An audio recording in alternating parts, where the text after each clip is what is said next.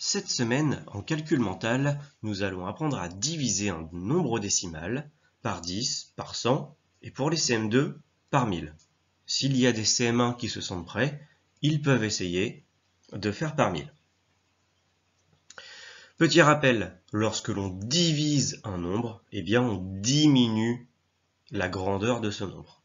Donc, on doit obtenir un nombre plus petit. On commence. Pour diviser un nombre décimal par 10, cette fois-ci, on fait l'opposé de la multiplication, c'est-à-dire qu'il faut décaler de 1 la virgule vers la gauche. Par exemple, 1,1 divisé par 10, on décale de 1 vers la gauche, ce qui nous donne 0,11. Pour diviser un nombre décimal par 100, cette fois-ci, il suffit de décaler de 2 vers la gauche la virgule. On a un exemple, 15,1 divisé par 100, on décale de 2 vers la gauche, ce qui nous donne 0,151. Pour diviser un nombre décimal par 1000, pour les CM2 et les CM1 qui veulent tenter, cette fois-ci c'est le même principe, mais on décale de 3 vers la gauche, la virgule. Ici on a un exemple, 732,7. On va diviser par 1000.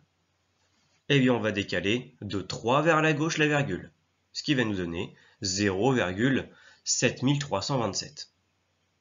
Un autre exemple, 8732,7 que l'on va diviser par 1000.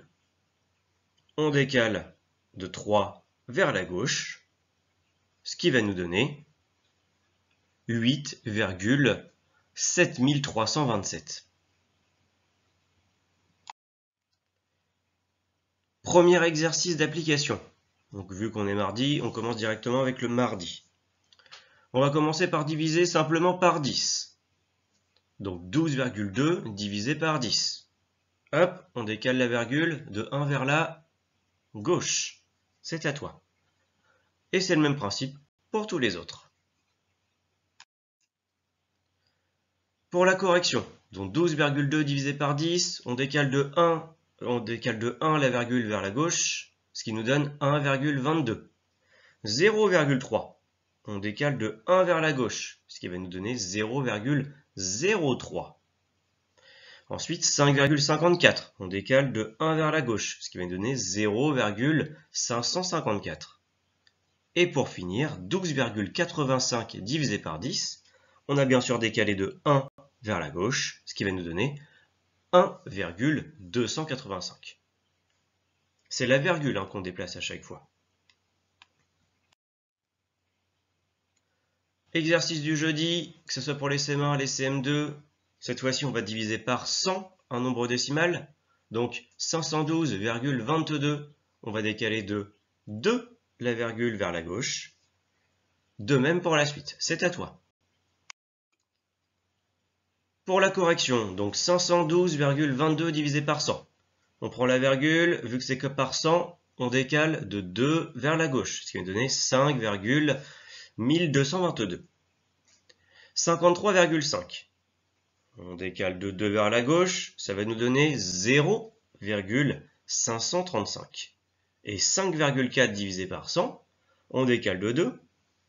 1, 2. On a besoin de rajouter un 0. Ce qui nous fait 0,054. Et enfin, plus compliqué, 0,8 divisé par 100, toujours en décale de 2 vers la gauche, ce qui va nous donner 0,008. Étant donné que lundi était férié, j'ai décalé à vendredi, il y aura double exercice pour les CM2, vous en avez de la chance. Pour les CM2, et les CM1 qui veulent s'entraîner. Le premier, 7229,1 divisé par 1000.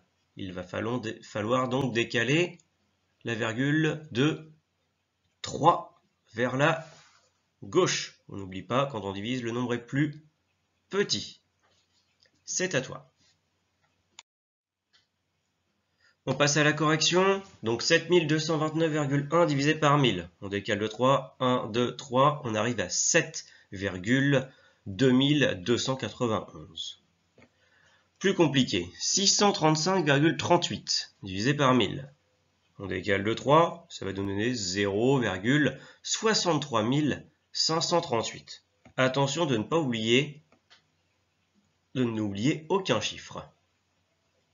85,4 divisé par 1000. On décale de 3, il va falloir rajouter un 0 supplémentaire, ce qui nous donne 0,0854. Maintenant, un nombre entier, 4. 4 qu'on peut aussi écrire 4,0, c'est la même chose. Eh bien, on décale notre virgule donc de 3, ce qui va nous donner 0,004. Et enfin, un plus complexe, le plus complexe de la série, 0,2 divisé par 1000. C'est déjà un nombre où il n'y a pas de partie entière, il n'y a qu'une partie décimale. Et donc on décale de 3, on va donc rajouter 3 zéros dans la partie décimale pour diviser par 1000. Et donc 1000 fois plus petit que 0,2, ce qui nous donne 0,0002. Après ça, si tu as besoin de te rentraîner, tu peux t'entraîner à réécrire plusieurs calculs et à le vérifier à la calculatrice. Et si tu te sens prêt, tu peux passer au test. Pour le test, cette semaine, une partie CM1, une partie CM2. Pas de chronomètre. Si tu arrives à le faire en moins de 5 minutes sans aucune erreur, félicitations.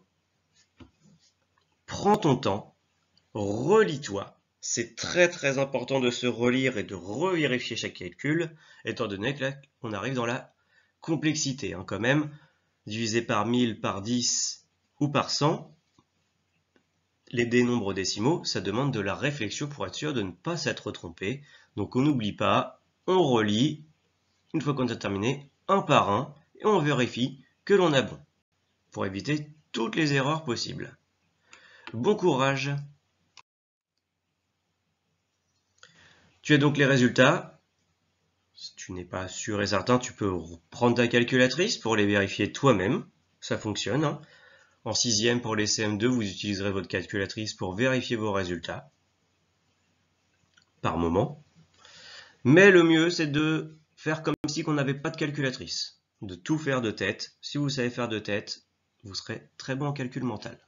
Et en calcul, cela va de soi. On vérifie, un point par bonne réponse. Quand c'est bon, on remplit son graphique de la semaine 32. Allez, bon courage!